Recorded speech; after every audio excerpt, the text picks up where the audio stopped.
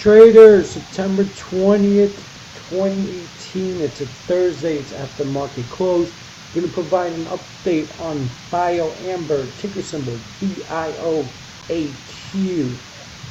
Haven't provided an update on her lately. Just been really busy providing this update right now. What I see here, guys, I'm sorry to tell you, but it looks very, very shady. Looks sour.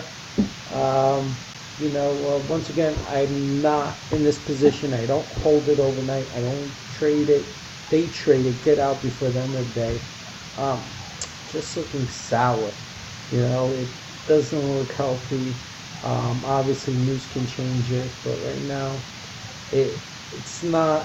It's not in the best interest of longs the way it looks like.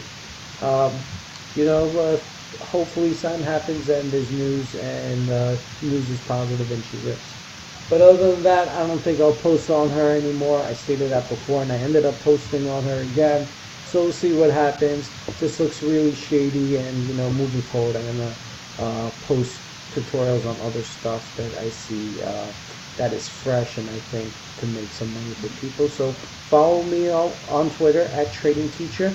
Visit my site for updated trading reports, thetradingteacher.com.